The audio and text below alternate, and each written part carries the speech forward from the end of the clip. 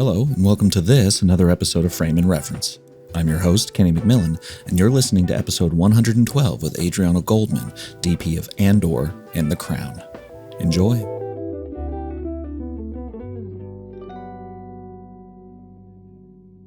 I did want to know, because, obviously everyone's been on break with the strikes and all. Have you been watching anything cool recently, or how else have you been occupying your time now that there's not quite as much stuff going on? Oh, that's a good question. I haven't seen, for instance, I really want to see Oppenheimer. Haven't had the chance. Oh, buddy. Yeah. Saw it in IMAX and digital. Really? Yeah. It's staggering how much more detail there is. I mean, I just forgot, but like the IMAX capture is so much cleaner than even 70 millimeter. It's wild. In the digital version, you don't quite notice, but when you see it in full projection IMAX, it's at least as a DP. I don't know if regular people notice, but like it's shocking how much like you can see into the blacks. Oh, there's no noise. Like it's fascinating. And the depth of field that is very specific about that format. I mean, yeah. Well, so I haven't seen much because we also moved houses. I've been finishing The Crown season 6, which is the last one. So I was busy in July in post-production. And then I got a commercial that happily took me to the Maldives Islands for the first time. Nice. So I had one shooting day at the Maldives Islands and 3 days off. So it was really a nice treat anyway, after a long season on The Crown. But I am a little behind in terms of just using this free time to feed myself with, more images and just to get to know what people are doing. So I think that's probably, now that I moved to the new house and, there's a question mark about the next couple months anyway. So I think this is a good moment, eventually, honestly, just to try and put the stress aside and the anxiety related to this indefinitely on hold sort of moment that we're living. I mean, I had a deal closed just before the strikes started, and it was just amazing, like finishing on The Crown after almost 8 years, and then managing to get another very interesting job that was supposed to start now in September. Now we don't know. So, let's see. I mean, there's ways. I think there's commercials to do. There's hopefully a couple UK movies. I was going to say low budget movies, but not necessarily. But there's a couple that I read recently that are not big movies, but I think they can go on because the actors are with equity and it's a British production. So I think we'll hear about, small European productions still kind of, it might be actually a very good moment for them to be in production because now everybody's available. You can gather a very, very good crew. Everybody I think is going to be keen to jump in immediately or whatever it's real, right? To be honest, I'm still hopeful that this is going to be solved by the beginning of September. It might be a little optimistic now. I don't know, but Friday they had a meeting, so hopefully this is going to become the other issue about this strikes is the level of secrecy that involved in this negotiation. So you absolutely don't know if things are progressing or not progressing. So it's a mystery. It feels like a man-made pandemic, right?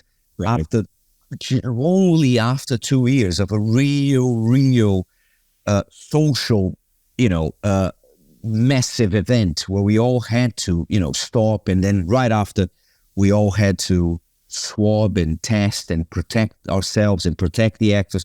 So it was a huge effort. When I did Andor, so this is between seasons 4 and 5 on The Crown. So I managed to do a year on Andor. I did the entire first season. And it was excruciating. I mean, the fact that we had to use masks for an entire year and testing 3 times a week and waiting for the tests. And then, somebody goes down and disappears for a week or two. And then we did so well, right? Yeah. After it was over. So it's kind of it's not it's not a pleasant sort of a situation for most of us, I'd say, in the industry. Yeah, I was actually going to say you're 100% right. It does feel like pandemic 2.0, where at least we had like the practice of not working, but at the same time, it's like 3 years of roughly of, I was talking to Benji Bakshi, who shot Strange New Worlds, the Star Trek show. And we were talking about in the downtime, like things that we like to do, or at least, you start to feel burnout when you don't, as you said, feed yourself with something else, if you're just constantly outputting and not taking in. And it feels like everyone was taking in so much during the pandemic that when we finally got to work, it was like, let's go. And there was just this big burst of creativity. And now it's like, hey, and stop. It can feel very, I don't know, not anxiety is not really the right word, but it's definitely feels like you're being pulled back on a leash again.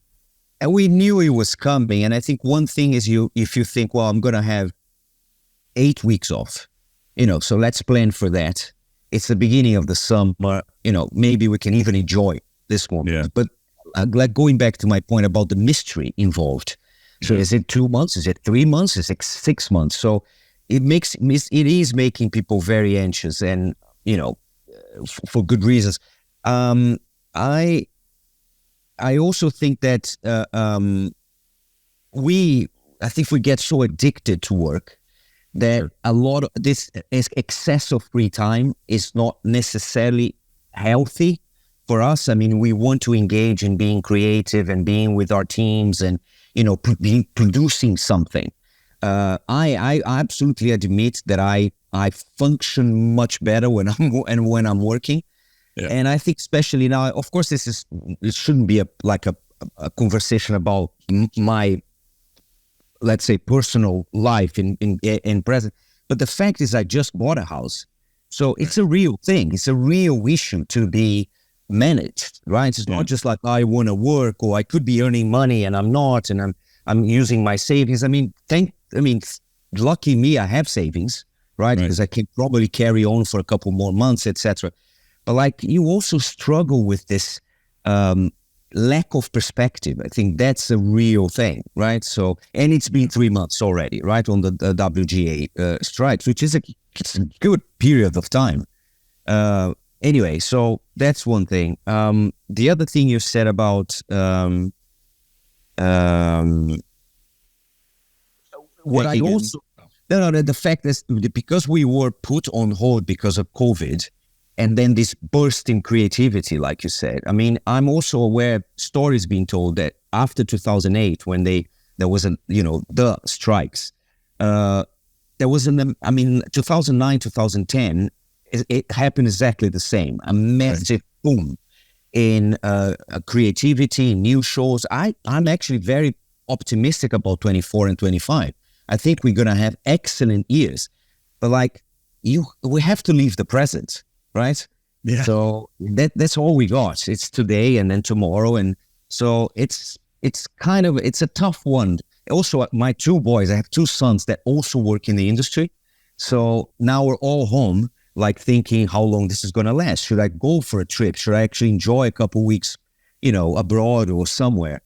It's a very particular moment that we all face. And also you realize how much the US and the UK industry are now just basically one, and how much, the things that happen in the US affect the UK market. I mean, dramatically, aside from, maybe some local small movies and commercials, etc., and theater, because it's really big here, the theater scene, and that, carries on. But anyway, I mean, I think we're gonna remember this for a long time. Yeah. Well, and to your point about being optimistic, and Oppenheimer is I have been absolutely loving, because I saw Barbie, I saw Oppenheimer twice, and it's been so much fun to see how much fun people are having going to the theater. Everyone's always talking about, the theater's going to die. And I'm like, fucking Barbie just solved that problem for everyone. That thing's going to cost $1 billion so fast. Yeah. Top Gun Maverick, I think, showed us that people still want to go to the movies. And then you have a little disappointment when you see Indy 5. which I think, to be honest, it's kind of it's a wrong franchise to put your money in now, right? Yeah. Because the kids, the let's say the age that you want to see going to the movies, let's say between 25 and 35, they barely know who Indiana Jones was. I mean, my father once told me he was a cool hero, but trying to revive it, I think it was kind of a wrong strategy. Of course, I love, the idea there's another indie movie and, Harrison Ford is still there, and how much the first movie, was something special for me in my, film buff sort of period. But anyway, then, Indie 5 is not doing well. And then Barbie comes. And then, I think there's still a lot to be explored in this, industry. And even if you call theatrical feature films, a niche, because that's not where the money is going to now, but there's still it's still alive. It's still very much alive, right? Yeah. Yeah. Well, and I worked a lot in and around hospitality for a while, in my college years and a little bit after. And I've always been fascinated with the idea of not just restaurants or anything, but curating an experience. And I think, in one way, theaters, you've got places like Alamo Drafthouse or whatever, where they're nicer chairs, food service, whatever, your Dolby theaters, whatever, again, nicer chairs and stuff. But I think the easy way, just coming from an exhibitor's point of view, that I've never been an exhibit. I don't know why I'm pointing at myself and saying that. But is just to more curate, better curate the theater experience, not just renting a seat, but creating an environment in which you want to go spend kind of the day there. The Century City Mall over here by my house is the nicest fucking mall in the world. And it's got a really, really nice AMC there. And, me and my friends are always well, let's get there a few hours early. Let's grab a couple. There's outside bars and stuff. So you'll sit there, eat some sushi, have some drinks, have a good time, and then walk into the theater. That theater going experience, in my opinion, is where a lot of theaters should be angling towards, creating a full environment to go see. Because then people will want to anchor their afternoon around a movie instead of just popping in and popping out, Yeah, also, I think it was a little bit damaging, this kind of a reputation or myth that people created that going to a theater is very expensive because you have to pay for parking and then you have to pay $10 for popcorn and etc.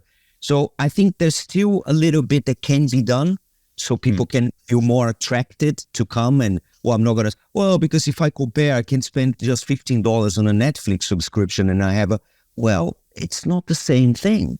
No. So you're paying because you're paying for the experience, right? Like you say, there's nothing like Dolby Surround. There's nothing like, IMAX and etc. So yeah, it is a different sort of trip. So you have to go for it, and the magic of the dark room, the lights go off, and it's still very magical. I don't think one cancels the other one. I think that the only mystery now, or people should be working on, is how to promote smaller movies, right? Because a movie like Barbie, they spent $200 million in production and another $200 million in promotion. So probably more. Good heavens, that film was everywhere. Probably more. So I think that's a thing now about, because the thing that we say now, you jump from either you do a feature film for 15 million or 150 million. And everything in between goes to the streamers. Because if you have 80 million, you prefer doing 10 episodes, 8 million each, than actually doing a drama for 80 million that, how's that going to go, right? Anyway, I don't really understand economics or, how to fix this. I failed that class. But what I do know is theaters are still alive. They're still building them, right? Yeah. So there must be a reason for that. Yeah. Yeah. I did, kind of touching on the magic of cinema and stuff, I did read that kind of Jacques Cousteau is what kind of got you into filmmaking, seeing, I suppose in a weird way, representation of a cinematographer, someone holding a camera in that thing. Yeah. Did that launch you more into the direction of documentary, or did that just kind of show you that movies were made by someone and then you jumped into sort of more theatrical style film? That's a very good question, because I've done documentaries, but not that was not my goal. I've done it because I've worked with people, very interesting people. They used to do commercials, music videos, and documentaries. So I would, do a little bit of everything. But no, I mean, there was a kind of a discovery. Basically, I basically understood there's someone behind the camera, actually physically holding the camera. It was just a massive discovery. Because if you don't think, I still think that a lot of people that watch what we do don't actually realize. People don't never watch the credits. So, and even if they do, I mean, why do they need so many people, right? 300 people on a scroll. People don't realize what's involved. We struggle as cinematographers to explain what we do. I mean, you have to explain that you and the art director or the production designer are the main artistic collaborators with and for a director. But also you're not allowed to forget makeup and costume and everybody else that's sound and mixing and editing and etc. But it's funny how it just appears on your screen. You pay your subscription and you press play and it just appears to you. And it's just, I think it's one of the things we have failed because I think there's this idea that what we do is glamorous. Right? Oh, you work on the film industry. Oh, are you an actor? That's the first question, right? Oh, are you an actor? No. I'm not. I'm always behind the camera. Oh, so what do you do? So I think, especially, I can address this because when we had this monster president in Brazil for 4 years, Bolsonaro, and he was verbal against artists, against, verbally saying, because they're all lefties, because, we cannot trust them. They just they want government money to do their own things, which is absolutely not true. And I think we had failed to present and show what an industry actually is, and what that. For you guys in the US, it's been called industry forever. So you can more or less understand. You have to show up at 8 and then you leave at 6. And in the 40s and 50s, that was very much the case. I mean, you work for the studio, you show up in the day, you can be a grip or an electrician or a PA. That's your job. You're going to the industry. I mean, now it's a little bit more, less clear. I mean, in terms of all this, it's more like an octopus now, right? So there's many, many arms and people. A lot of jobs overlap now too. Jobs overlap. But I think we failed, especially, and I felt that in Brazil. How do you confront a speech against artists, right? Because if that's the notion that artists wake up late, they only go very expensive resorts, on their vacation time. They make a lot of money. Now they're selling alcohol and perfume and etc. So that's the image, but that's Brad Pitt. That's Brad Pitt, isn't it? That's Jay-Z. I mean, it's not us. So, but I think we failed, and in a sense that we need to tell people that there's from truck drivers to nurses to painters to carpenters to, I mean, it's an industry. I mean, there's thousands and thousands of people. I mean, the LA mayor said on the Friday that she's keen to actually be part of the negotiations. You guys have no idea. She was trying to explain. You have no idea how this is gonna hurt the city. It's not. Yeah, and she got booed. Well, it's true, but it's true, isn't it? Yeah. Yeah. Well, and I think that she can be booed, but she's not just complaining. She's actually saying, "I'm here to help."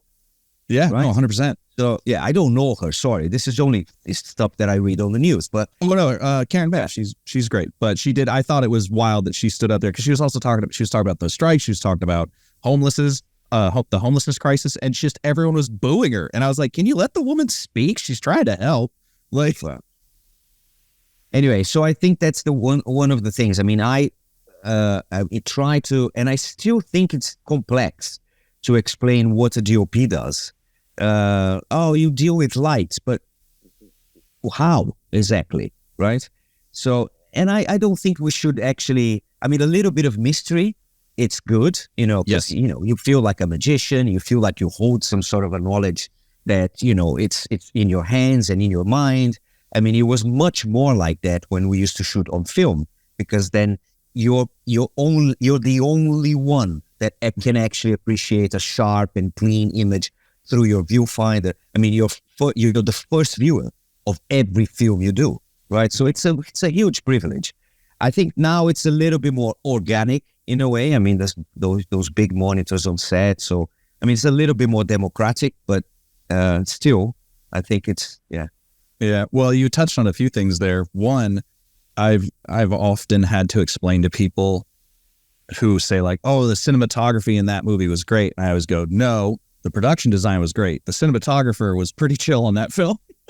Like production designers always get, or cinematographers always get credit for what the production designers did. And then I have to explain what they. Funnily enough, if you mention the Bourne trilogy, for instance, because it's handheld and the camera has an attitude, it's almost like a character in a way. Then people realize, oh, that's what you do, But right. Again, like you say, there's not much lighting on the Bourne trilogy. Right. It's much more about choreography and blocking and long lenses and editing and rhythm. But it's funny how if you grab a camera on your shoulder and then people see your work, if you try to be discreet, and just be a storyteller and just help the story, I mean, I can contradict myself immediately as well. I'm great at that.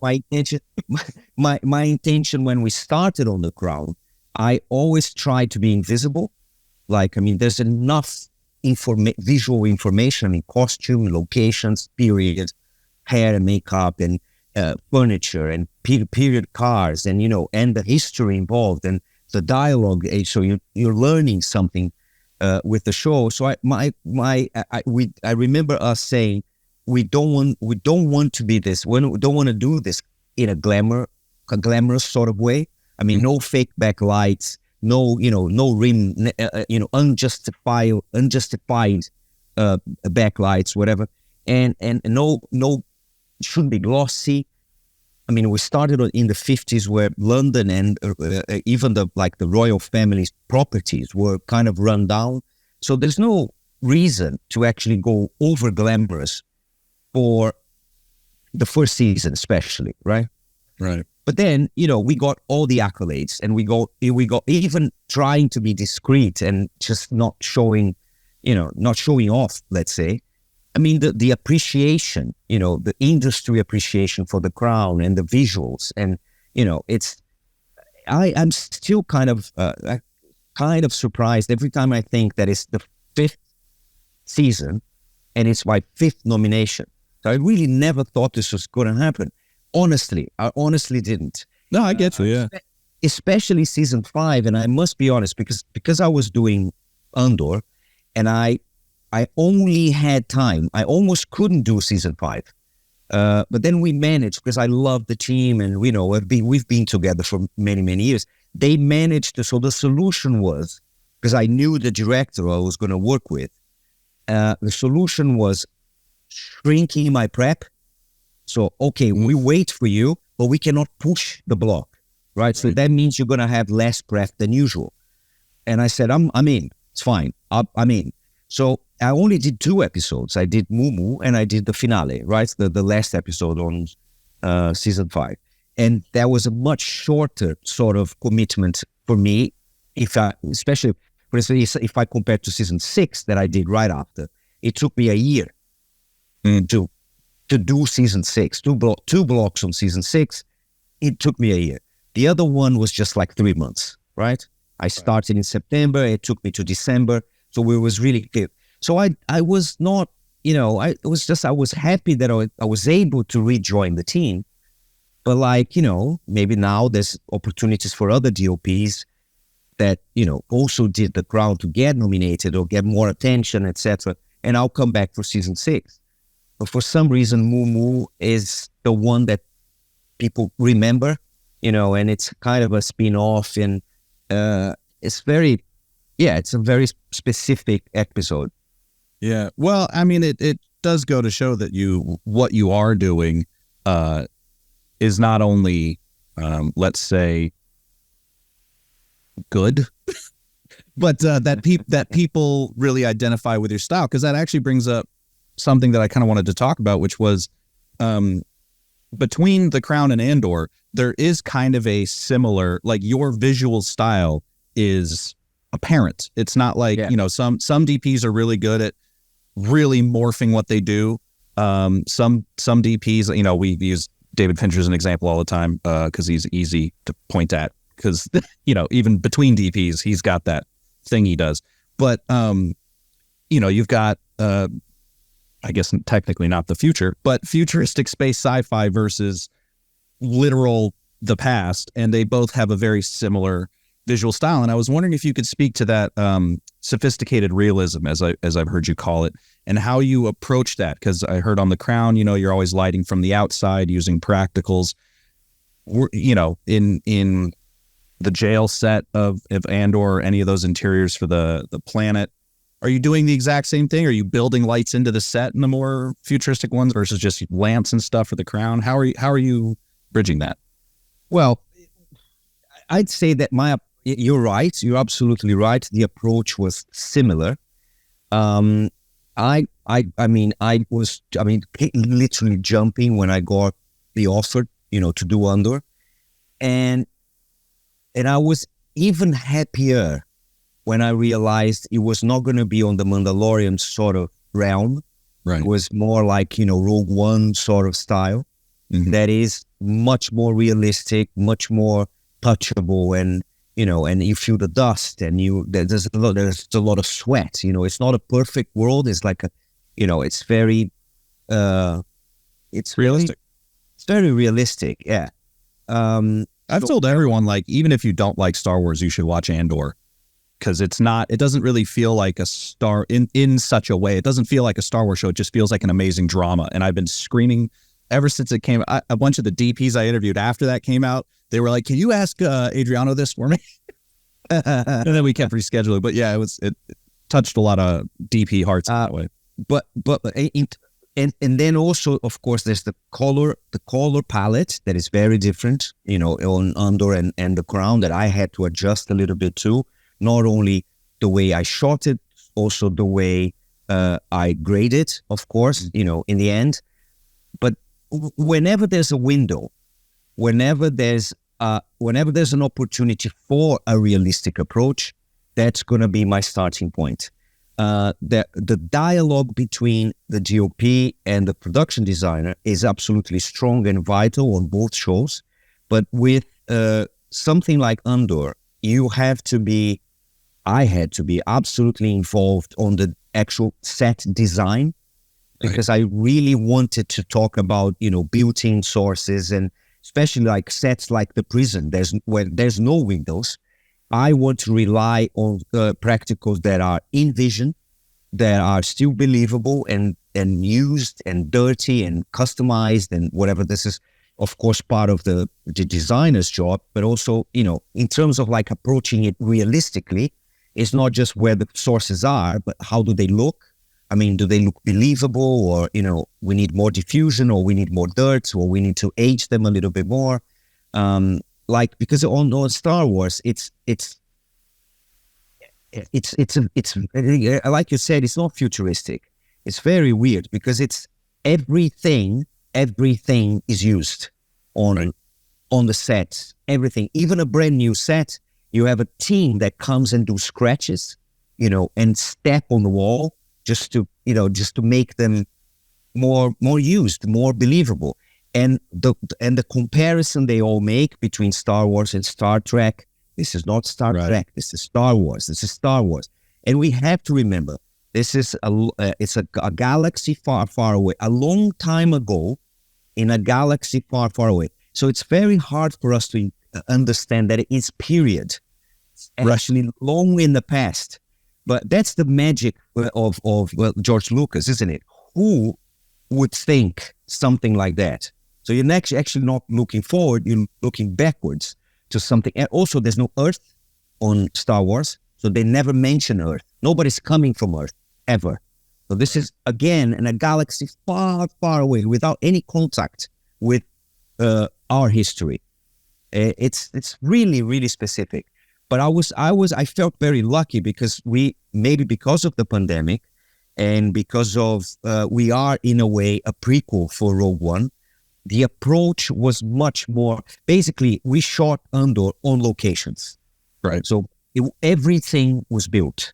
Every set you see. Yeah, that planet set is nuts. The town or whatever that is, crazy. Very. Yeah, fair. Mo and Leo is one of the Disney's VFX supervisor, Lucasfilm Disney VFX that was involved on Rogue One, like a proper guru. I remember we actually went to that set when it was still, being built. And he said, I've never seen anything as big as this for Rogue One or for any other show. This is the biggest set I've ever seen.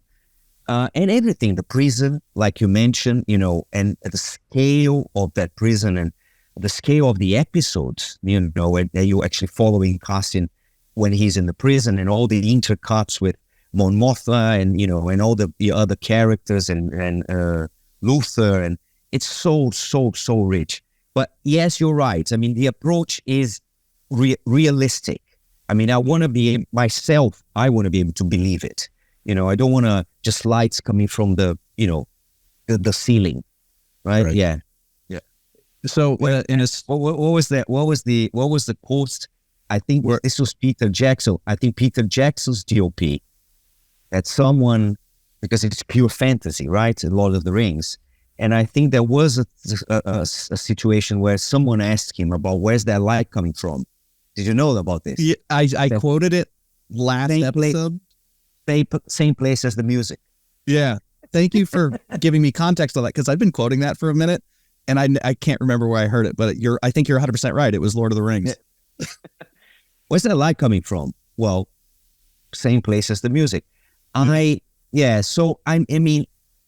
also want to be able to allow myself to go a little bit more onto a kind of a magic realism whenever it's possible.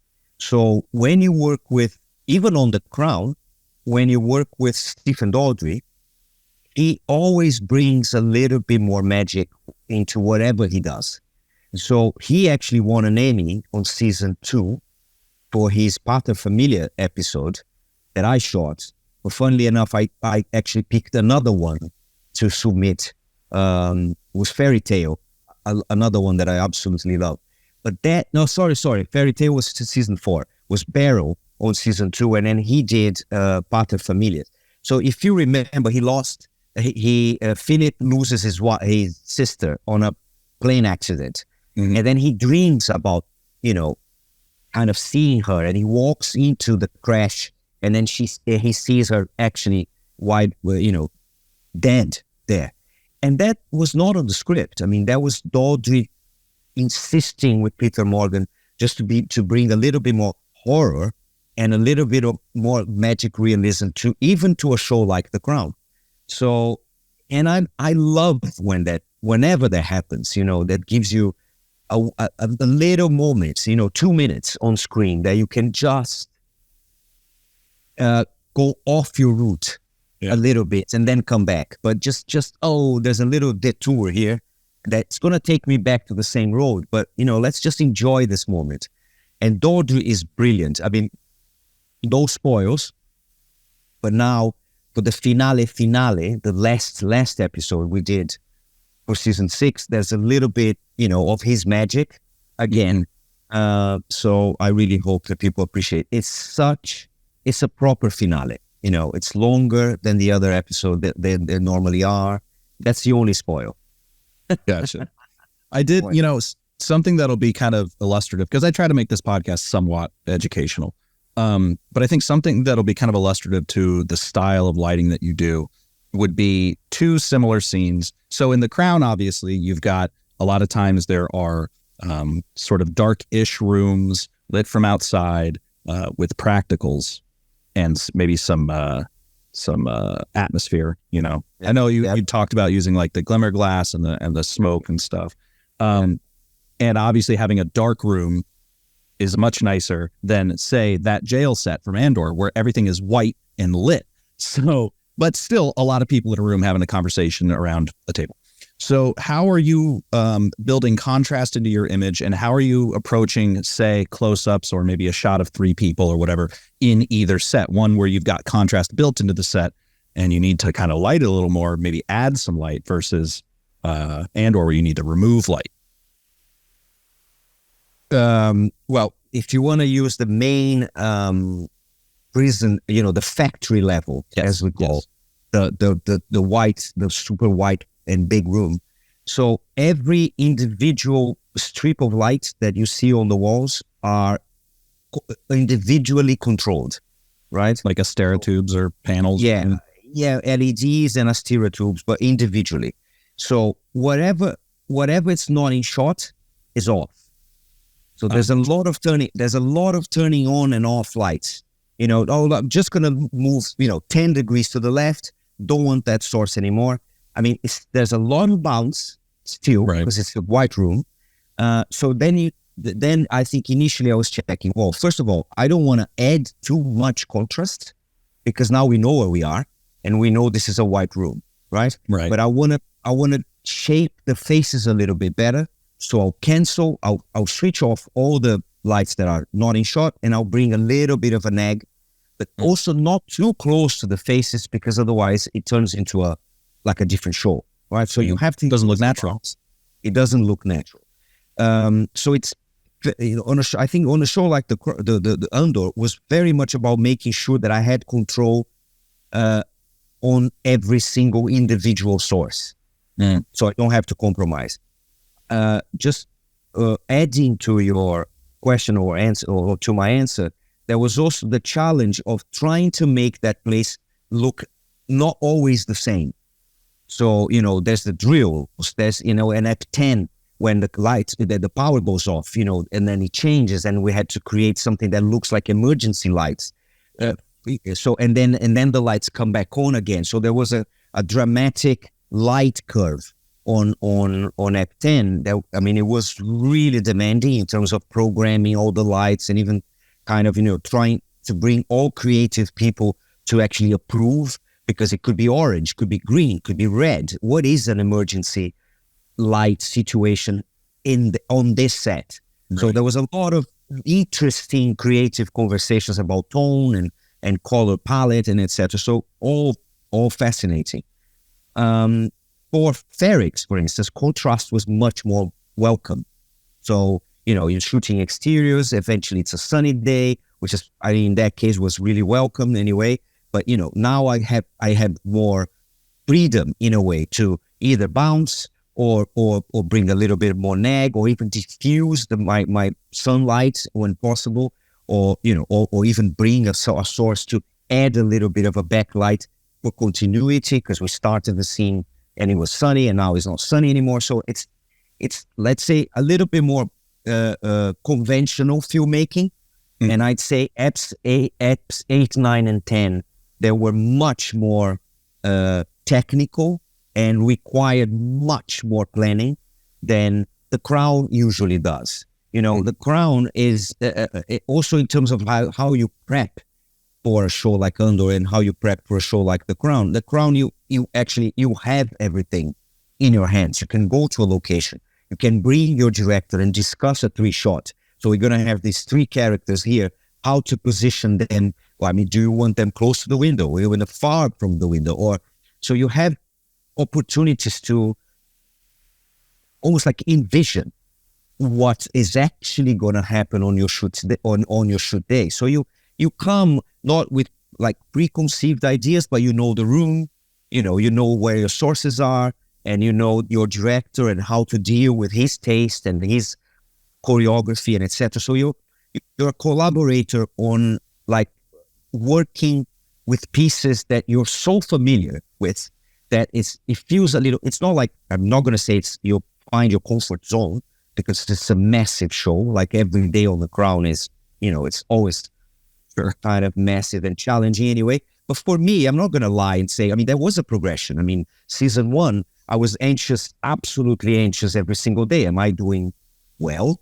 I mean, are they liking this? I mean, everybody was new to me. London was new to me. Everything was new. Every single location was like, wow, this is massive, and etc. So all this awe feeling was, I mean, I'm never going to forget it. But then there's a progression where you know your crew much, much better. Dialogue is much, efficient and fast. And then I jumped straight from season 4, 3 months off because of COVID, and then jumped straight to Andor, and nothing existed. Nothing. Right.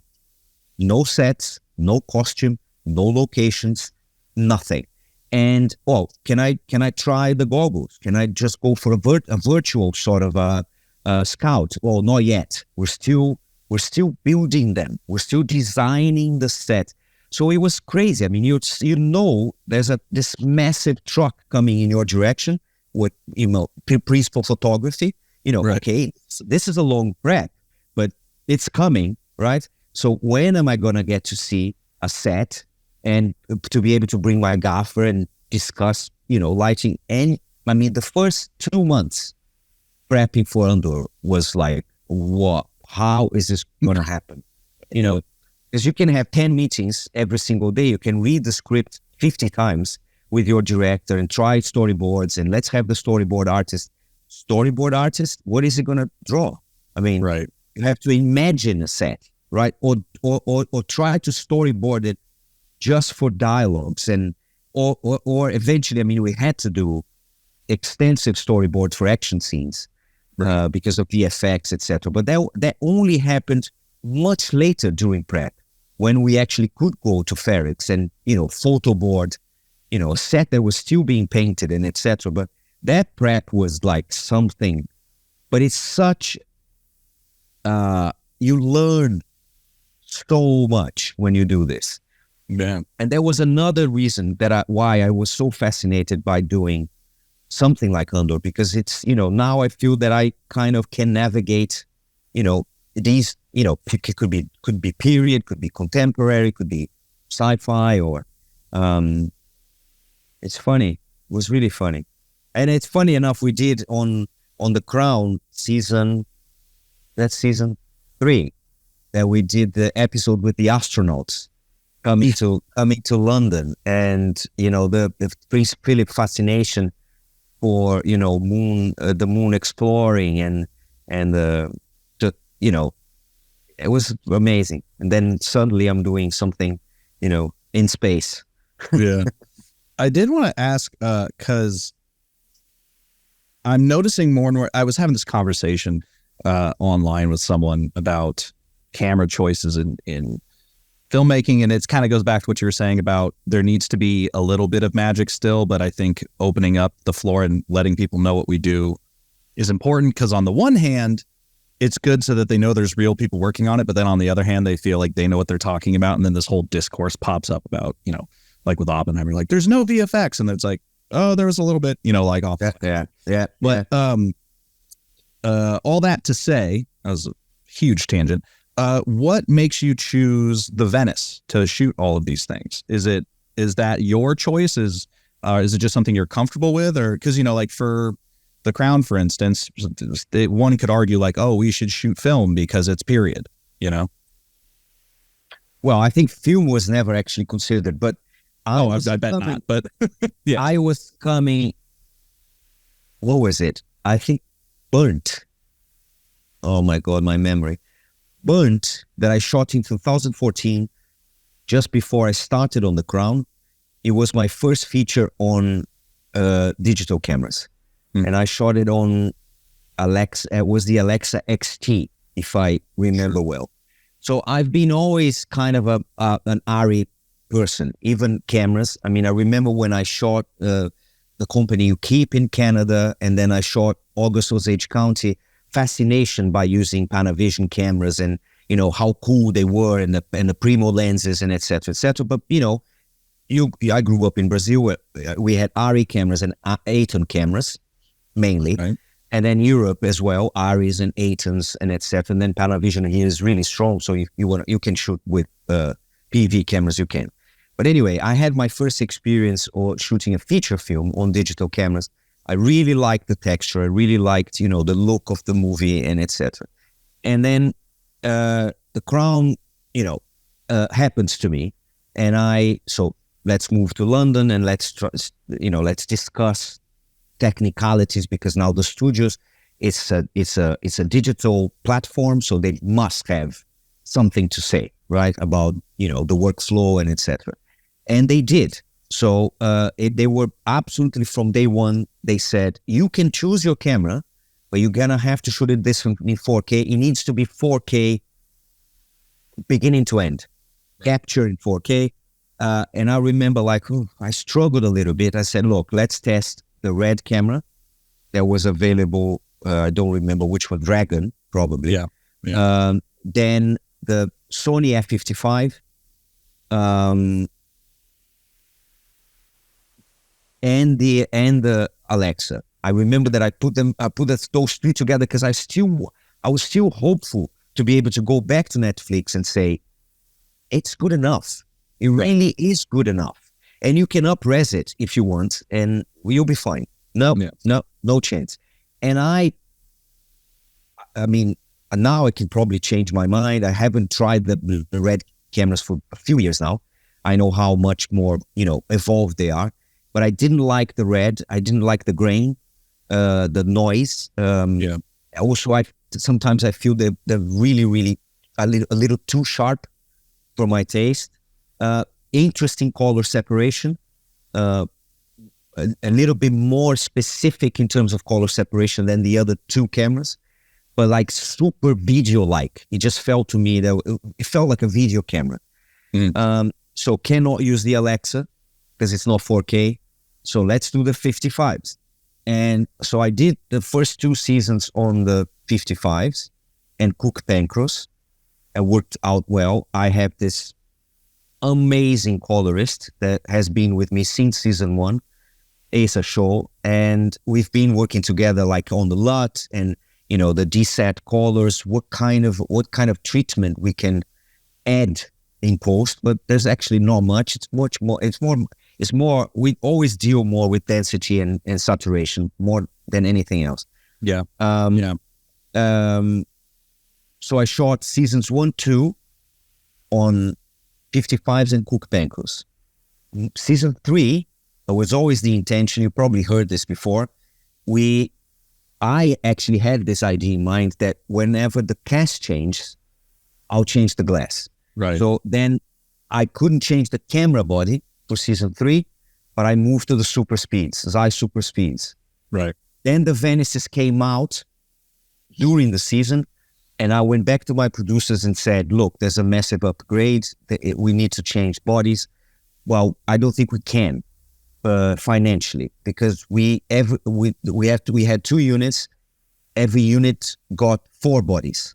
Right. So I don't think I can. I don't think even a show like The Crown can afford just changing 8 bodies at once. So if you're happy to carry on with 3 bodies per unit, maybe. So I said, no, let's not compromise, but let's please budget this for season 4. Right. Mm-hmm. So we must then. So I'll do season 3 with the 55, and then we move to the Venices on season 3, still on super speeds. So consistency in terms of lenses and cast. And then on seasons 5 and 6, we kept the Venices and moved to the Cook S4s. Right. 2 seasons on the S4s now. Yeah. Do you notice that the Venice body or sensor give you anything that you're missing in other cameras, or is that more just something you're comfortable with? Basically, I don't think I have to compromise in any way because I'm using Venice. It's not but it's not the Ari. Oh, for the record, I love the Venice. I think it's a great camera. And I love the Ari, and I love the Ari cameras, but they're all, I think they're right there. They're big. Those two. now I'm a little bit more familiar with, the Venice, and now especially the Venice 2, that is even more film-friendly, user-friendly. The Rialto mode is absolutely genius, and it's a very good equipment to work with. And for the shows I have done, I don't really think, the last seasons on The Crown, I honestly don't think that if I had done them on ARRI cameras, I don't think they would look different.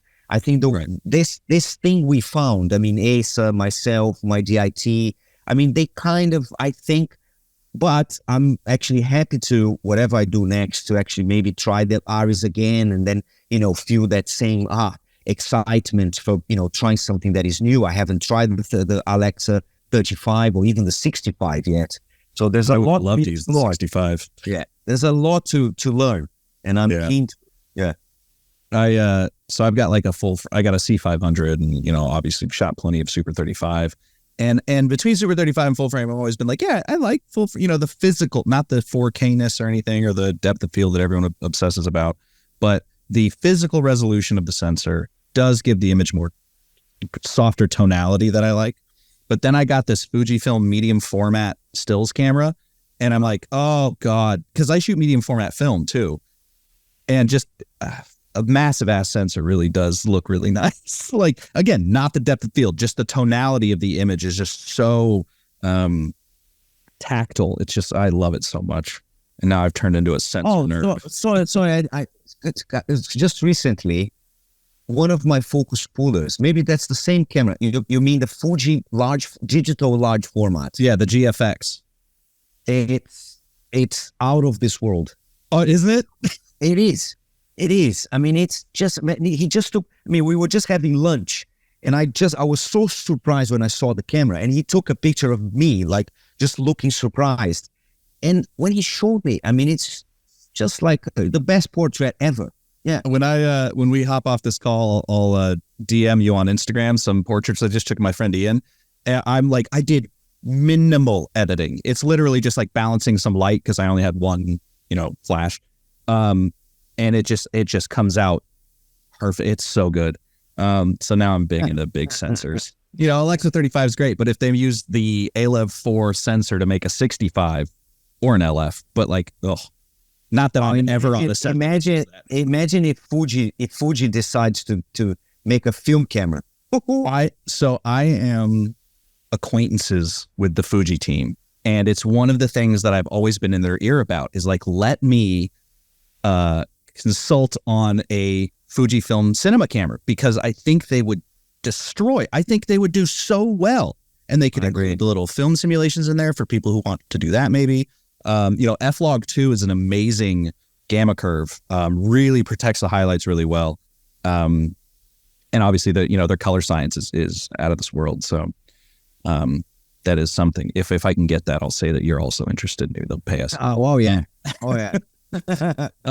I did want to talk, I'd heard you mention a few times in a few interviews about kind of being really fastidious about catch lights. And I was wondering if you could share, because I am too. I am constantly, doesn't matter the movie, I almost don't know what people look like. I just know what their eye looks like because I'm just constantly dialed in. I was wondering if you could give me some of the secrets of a good catch light and how it to not like affect the scene as well. Well, you know what? Only to be really honest with you, usually my eye light it's actually my key light. Right. So try to position my key light so I don't actually have to add a specific eye light. But every time I do this, or every time I try to actually, especially let's say for a dark scene, I think I did that a little bit on Andor. Just a dado light. So it's just a dado light at 10%. So you actually, it's more a reflection that you actually see in the eye than a source. So you're just seeing that dot just behind camera on the other side, on the dark side of camera, let's say, or the character, just to add a little bit of a sparkle. That it's funny because that requires time, and sometimes we don't have that specific time just to add a little bit of on the Crown, for instance. I think it's very rare that the eye light is not the key light or a window or something that is as a big part of my lighting plan in a way. I mean, it's very rare. I mean, on Burnt, I remember adding a couple, just sparkles, but I try to avoid that in a way. I try always to convince my director to either like twist the actor a little bit or talk directly to the actor. If you don't need to move your face, but move your body, so you know that naturally they're going to offer a little bit more of that source. And I think it's a constant game of adjusting and adjusting and adjusting a little bit more, so it doesn't get too flat or frontal, but you still get the. Also, for instance, what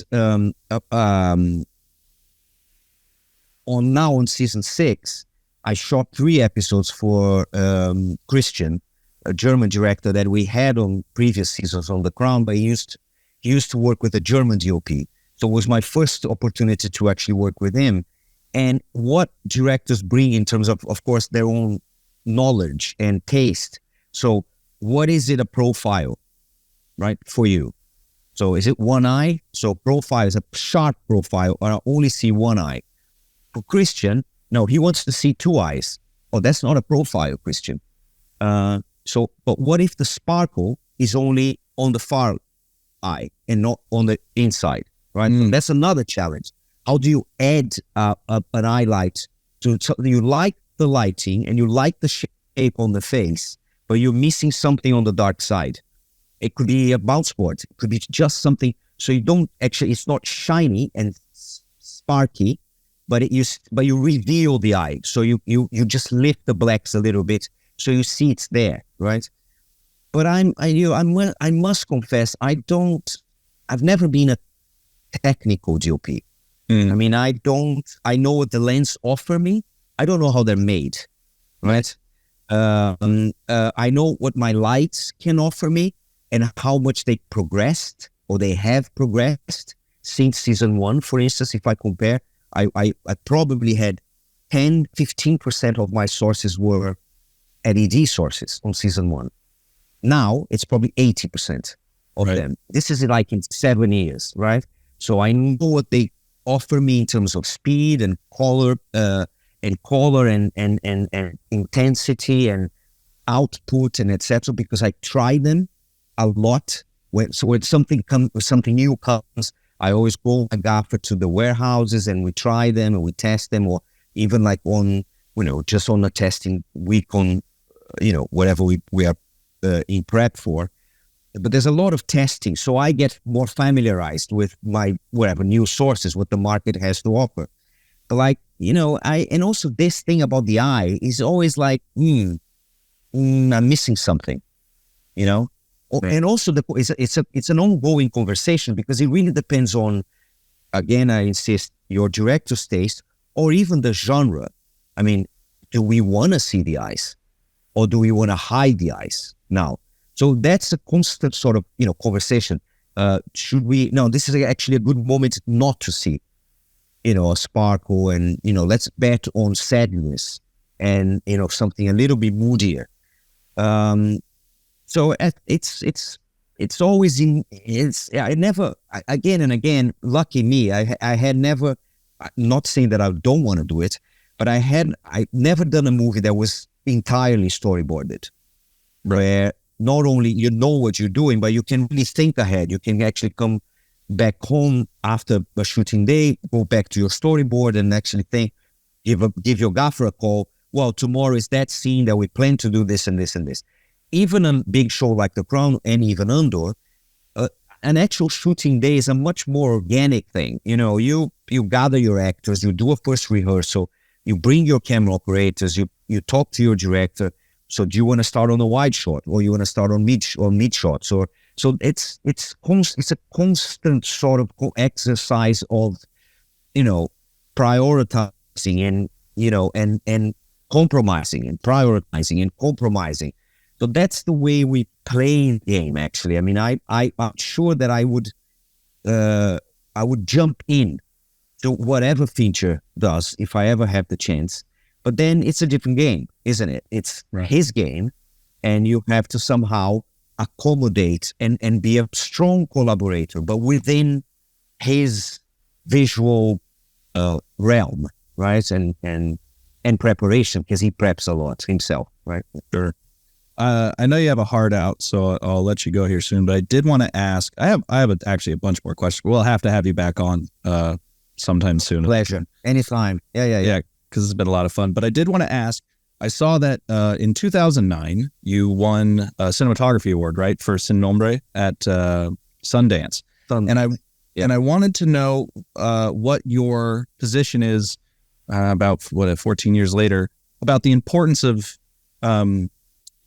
festivals, because I feel like there's a lot of young filmmakers who I've seen a lot of conversations kind of poo-pooing festivals because maybe they seem elitist or they're not accessible or whatever. But on the other hand, all of my friends who have advanced in the film industry usually it comes off the back of festivals. And I was kind of wondering what your position was. Are they as valuable, you think, today as they were in 2009? Has something changed between the two? Well, there were incredible. Sundance was incredibly valuable to me. Sin Nombre was my first international project ever. It took us straight to Sundance, and we won. Carrie won his award. I won mine. During post-production, I actually did Sin Nombre without an agent. I didn't have an agent when I shot Sin Nombre.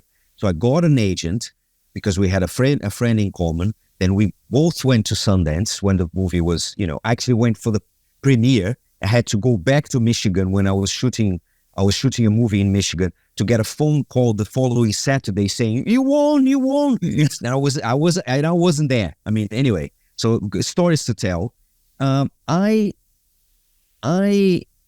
not so sure about, I'm not sure if I have enough knowledge to actually have an opinion. I think a festival like Sundance can really benefit. You can really benefit from being there, from meeting people, even for having a short movie, in exhibition, being shown, and the contacts you make, the people you get to know. So I really think it's an amazing sort of environment, especially Sundance. Yeah. I'm not so sure about Cannes or Berlin or whatever. They seem to belong to a specific group of people. But I've never been there. So I think anything I say can sound, so I don't have a strong opinion. I think what I see is the Emmys getting stronger and stronger in comparison to the Oscars, for instance.